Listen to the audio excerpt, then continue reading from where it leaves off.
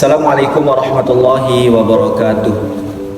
Pada kesempatan kali ini saya akan menyampaikan jurnal yang saya kutip dari yang ditulis oleh Rahayu Permana SAGM HUM dengan judul Sejarah Masuknya Islam ke Indonesia. Teman-teman sekalian, sebagaimana yang sudah kita ketahui bahwasanya negara Indonesia ini adalah negara dengan penduduk yang menganut agama Islam terbesar di dunia. Di dalam World Population Review pada tahun 2021 menyatakan bahwasanya Indonesia itu adalah negara dengan jumlah penduduk muslim terbanyak di dunia. Dengan total ada sekitar 231 juta penduduk di Indonesia yang memeluk agama Islam. Teman-teman sekalian, hari ini kita mengetahui bahwasanya di Indonesia itu merupakan negara dengan penduduk muslim terbanyak di dunia.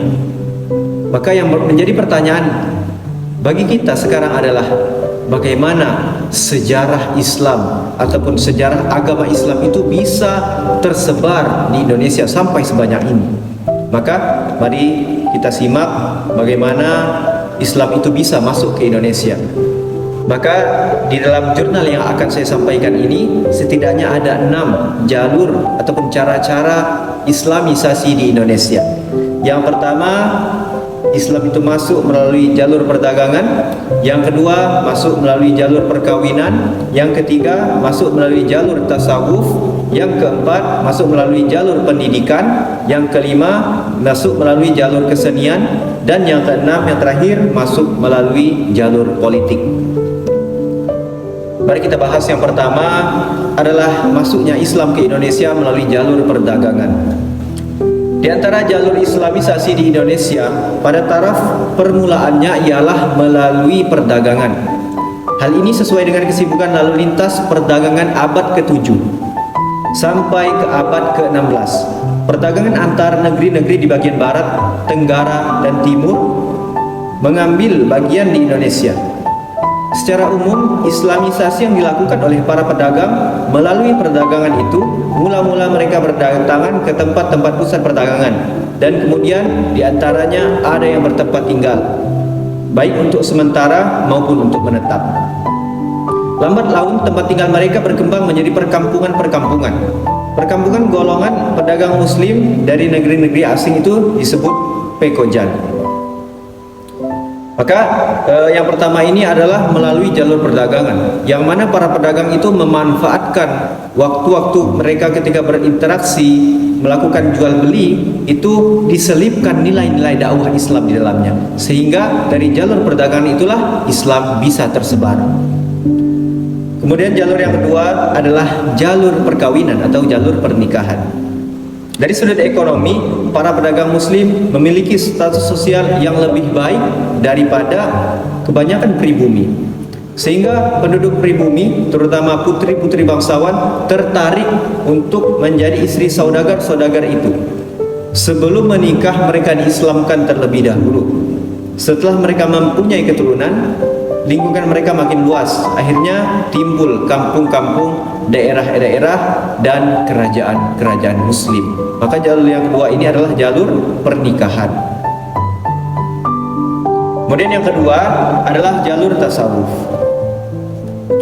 Tasawuf termasuk kategori yang berfungsi dan membentuk kehidupan sosial bangsa Indonesia yang meninggalkan bukti-bukti yang jelas pada tulisan-tulisan antara abad ke-13 dan ke-18. Hal itu bertalian langsung dengan penyebaran Islam di Indonesia. Dalam hal ini, para ahli tasawuf hidup dalam kesederhanaan. Mereka selalu berusaha menghayati kehidupan masyarakat dan hidup bersama di tengah-tengah masyarakatnya. Para ahli tasawuf biasanya memiliki keahlian untuk menyembuhkan penyakit dan lain-lain. Jalur tasawuf yaitu proses Islamisasi dengan mengajarkan teosofi, dengan memasukkan nilai-nilai budaya bahkan ajaran agama yang ada, yaitu Hindu ke dalam ajaran Islam, memasukkan nilai-nilai ajaran agama Hindu ke dalam ajaran agama Islam. Tentu saja terlebih dahulu disesuaikan dengan nilai-nilai Islam sehingga mudah dimengerti dan diterima oleh masyarakat yang ada. Kemudian yang keempat adalah melalui jalur pendidikan. Para ulama, guru-guru agama, dan raja berperan besar dalam proses islamisasi. Mereka menyebarkan agama Islam melalui pendidikan, yaitu dengan mendirikan pondok-pondok pesantren yang merupakan tempat belajar agama Islam. Kemudian yang kelima adalah jalur kesenian. Jadi Islam itu bisa masuk melalui jalur kesenian. Jalur islamisasi melalui seni seperti seni bangunan, seni pahat atau ukir, seni tari, seni musik, dan seni sastra. Misalnya pada seni bangunan, ini terlihat pada Masjid Kuno Demak, Sendang Luhur Agung Kesepuhan di Cirebon, Masjid Agung Banten, Masjid Baitur Rahman di Aceh, Ternate, dan sebagainya. Contoh lain dalam seni adalah dengan pertunjukan wayang. Tentu saja pertunjukan wayang ini dahulu sangat digemari oleh masyarakat. Melalui cerita-cerita wayang itu disisipkan nilai-nilai agama Islam. Maka dakwah melalui kesenian, yaitu wayang. Kemudian yang keenam adalah jalur politik. Pengaruh kekuasaan raja sangat berperan besar dalam proses masuknya Islam di Indonesia. Ketika seorang raja memeluk agama Islam, maka rakyat juga akan mengikuti jejak rajanya.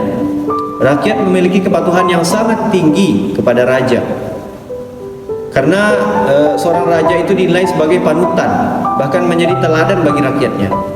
Misalnya di Sulawesi Selatan dan Maluku, kebanyakan rakyatnya masuk Islam setelah rajanya memeluk agama Islam terlebih dahulu. Pengaruh politik raja sangat membantu tersebarnya Islam di daerah-daerah yang bersangkutan. Terkhusus adalah daerah di Indonesia. Maka itulah jalur ataupun cara-cara Islam itu tersebar di Indonesia.